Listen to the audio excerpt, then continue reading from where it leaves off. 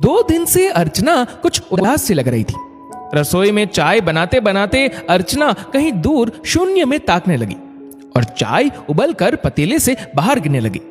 तभी पति मानव ने तुरंत आकर गैस बंद किया और अर्चना का हाथ थामकर बोले, अर्चू क्या हुआ है? कहां ध्यान है तुम्हारा? तबीयत तो ठीक है ना? अर्चना सकपकाई और गिरी हुई चाय को देख अचानक उसके आंसू निकल आए और बोली, ओह मैं भी ना कुछ ठीक से नहीं करती। अरे अर्चू चलो तुम मेरे साथ बाहर चलो, ये सब बाद में मैं कर दूंगा। ऐसा कहकर मानव ने अर्चना को सोफे में बिठाया। अब बताओ क्या हुआ है? क्यों इतनी उदास हो? और ये आंसू क्यों? बच्चे भी बता रहे थे कि कल भी दोपहर को तुमने खाना नहीं खाया। मानव ने पत्नी के आंसू पोंछते हुए पूछा। अर्चना मानव के गले लगकर सुबक सुबक कर रोने लगी। वो बोली, मानव 2 दिन बाद राखी है। 8 साल हो गए मानव, लेकिन सुधीर भैया ने मुझे माफ नहीं किया। हर साल एक आस रहती है कि इस बार भैया आएंगे, लेकिन हर बार मेरी राखी उनकी कलाई में नहीं सच पाती, बस डिब्बे में रखनी पड़ती है। ऐसा कहकर अर्चना भगवान के मंदिर में रखे सुनहरे डिब्बे को लेकर आई और मानव को दिखाने लगी। अर्चना मेरी मानो, इस बार तुम चली जाओ वहां। मैं जानता हूं वो नहीं आएंगे। हमारे प्रेम विवाह को वो स्वीकार नहीं करेंगे। उन्होंने तुम्हारे लिए मुझसे बेहतर लड़का देखा और तुमने उनकी और घरवालों की मर्जी के खिलाफ मुझसे शादी की। तुम ही सोचो वो कैसे भूल सकते हैं? तुम ही इस बार चली जाओ ना, मानव ने समझाया। मानव, जब मम्मी पापा ने हमें अपना लिया था तो भाई क्यों नहीं अपना सकते? ऐसा भी क्या गुस्सा? और रहा सवाल मेरे जाने का, तो जहां तुम्हारा मान न हो वहां मैं क्यों जाऊं? जब वो हमें सम्मान से बुलाएंगे तभी मैं जाऊंगी। ऐसा कहकर अर्चना ने उस डिब्बे को वापस रख दिया और रसोई में चली गई। मानव सोच में पड़ गया कि क्या किया जाए। राखी के 1 दिन पहले बच्चे तैयारी में लग गए। बेटी रोशनी अपने भाई प्रतीक के लिए सुंदर सी राखी ले आई। भाई ने भी अपनी बचत के पैसे से एक छोटा सा पर्स अपनी बहन के लिए खरीद लिया। मानव की कोई बहन नहीं थी, लेकिन बच्चों के साथ वो भी उनकी तैयारी में साथ दे रहा था। अर्चना का मन बेचैन था। हर साल उसका यही हाल होता। कितनी बार फोन देखती, घर के गेट पर हुई हर दस्तक पर दौड़ कर जाती, घंटों तक अपनी खरीदी हुई राखी को देखती और फिर भगवान के पास बैठकर अपना दुख सुनाकर राखी को डिब्बे में रख देती। दोपहर में सब खाना खा लेते, लेकिन वो शाम तक भाई की राह देखती कि शायद भाई आ जाए, लेकिन भीगी पल के लिए बच्चों के साथ दिल बहला लेती। ऐसा ही कुछ हाल भाई के घर भी रहता। भाई सुधीर भी हर कुरियर को इसी आशा से खोलता कि शायद बहन की राखी आई हो। पत्नी भी बहुत समझाती कि बहन को फोन कर लो, उसके घर चले जाओ। आखिर माता पिता की मृत्यु के बाद एक बहन के लिए भाई का घर ही तो पीहर होता है। भाई की ये बेरुखी एक बहन कैसे सहन कर सकती है? सुधीर कहता, मैं क्यों जाऊं? वो छोटी है, मुझसे आकर बात नहीं कर सकती क्या?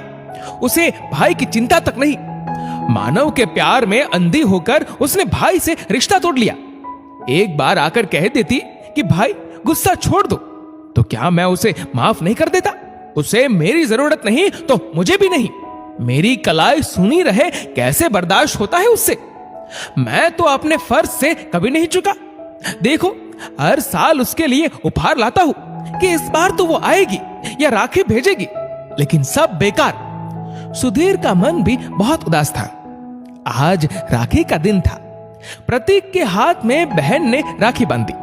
मानव बोला, क्यों ना हम लोनावाला चले? अर्चना, तुम्हारा दिल बहल जाएगा और बच्चों को भी अच्छा लगेगा।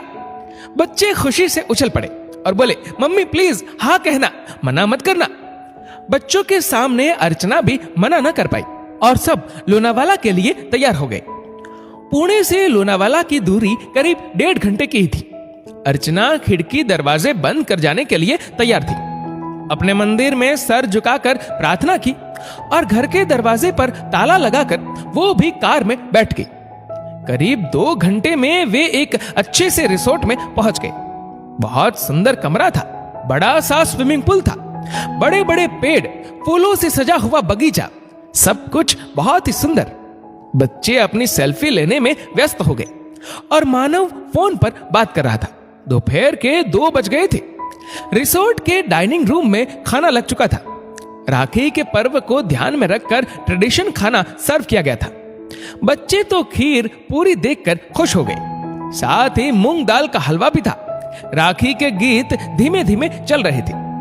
मानव और अर्चना कुर्सी पर बैठे थे। बच्चे अपने पसंदीदा खाने को अपनी प्लेट पर रख रहे थे। वेटर उनकी मदद कर रहा था। अर्चना का उदास चेहरा देख मानव बोला, अरे यहां हम एंजॉय करने आए हैं और तुम दुखी हो। ऐसा मत करो, खुश रहो ना। बेटे ने पापा से कहा, पापा आपका फोन दीजिए ना, एक अच्छी सी फोटो खींचता हूं। मानव ने अपना फोन दिया। बेटा बोला, सब स्माइल कीजिए। क्लिक। उसने तस्वीर खींची और मम्मी को दिखाते हुए बोला, मम्मी देखो कितनी अच्छी पिक है, बस ये अंकल बीच में आ गए। अर्चना ने तस्वीर देखी और देखती ही रह गई। हड़बड़ाकर खड़ी होकर पीछे देखा तो उसकी आंखें फिर से आंसुओं से भर गई, लेकिन इस बार ये आंसू खुशी के थे। बेटी बोली, मम्मी क्यों रो रही है? मानव मुस्कुराते हुए बोला, बेटे ये आपके सुधीर मामा है, जाओ जाकर पैर छूकर आशीर्वाद लो। मामा, हमने तो आपकी फोटो ही देखी थी, आपको पहचाना ही नहीं। बेटा बोला। मामा ने दोनों बच्चों को गले से लगा लिया और बहुत प्यार किया और बोले, हाँ तेरी मम्मी और मेरी कट्टी थी ना। बेटी बोली, आज आपकी दोस्ती हो गई ना। पीछे खड़ी सुधीर की पत्नी ने कहा, हाँ बच्चों, आज सबकी बट्टी हो गई, वो भी पक्की वाली। अर्चना दौड़कर भाभी के गले लग गई। भाभी बोली, अर्चना अब जल्दी से भाई को राखी बांधो, इतने सालों का इंतजार खत्म करो।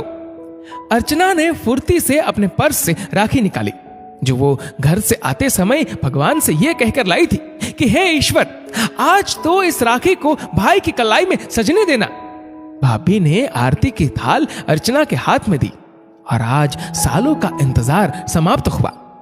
आज एक बहन ने अपने भाई की कलाई पर राखी बांध दी और उसकी सुखी, स्वस्थ और दीर्घ आयु की प्रार्थना की।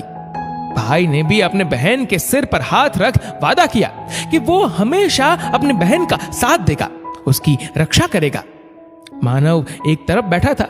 सुधीर ने कहा, मुझे माफ करना, इतने साल से आपको अपना नहीं पाया, लेकिन मैं जानता हूं कि मेरी बहन के लिए आपसे अच्छा जीवन साथी कोई नहीं हो सकता था। भाभी बोली, ये मानव जी का ही प्लान था।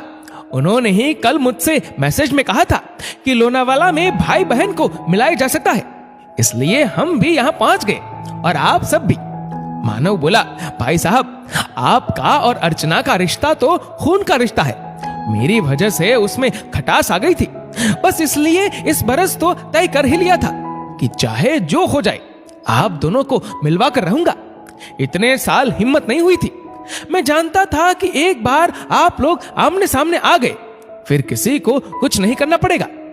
अर्चना को मानव पर गर्व हो रहा था। आज राखी के दिन भाई बहन के बीच की दूरी मिट गई। सुधीर की पत्नी एक बड़ा सा बॉक्स लेकर आई और बोली, सुधीर ये लीजिए, अपनी बहन को सारे तोहफे दे दीजिए जो आपने इतने साल से खरीद कर रखे। अर्चना मुस्कुरा उठी और उसकी आंखें नम हो गई। प्रतीक मामा से बोला, मामा अब आप घर चलिए, आपको मम्मी बहुत सारी राखी पहनाएगी, गोल्डन बॉक्स में रखी है सारी। फिर क्या था, शाम को सब अर्चना के घर पहुंच गए और घर में खुशियां ही खुशियां थी। भाई बहन के बीच की दूरी खत्म हुई और सब ने प्यार से मिलकर मनाया रक्षाबंधन का त्योहार। यदि आप भी अपनों से नाराज है तो आज ही उनसे बात करिए और सारी दूरियां खत्म कीजिए। यकीन मानिए, अपनों का साथ खुशियां देता है और जिंदगी इन रिश्तों से खूबसूरत बन जाती है। दोस्तों, एक कहानी लिखी है पायल धाबलिया ने। आपके इस वीडियो के बारे में क्या राय है नीचे कमेंट करके जरूर बताएगा। और वीडियो अच्छा लगा हो तो इस वीडियो को लाइक करेगा, शेयर करेगा ज्यादा से ज्यादा लोगों तक। और ऐसे ही और भी इंस्पिरेशनल वीडियोस के लिए सब्सक्राइब करें हमारे यूट्यूब चैनल को और फेसबुक पर फॉलो करें हमारे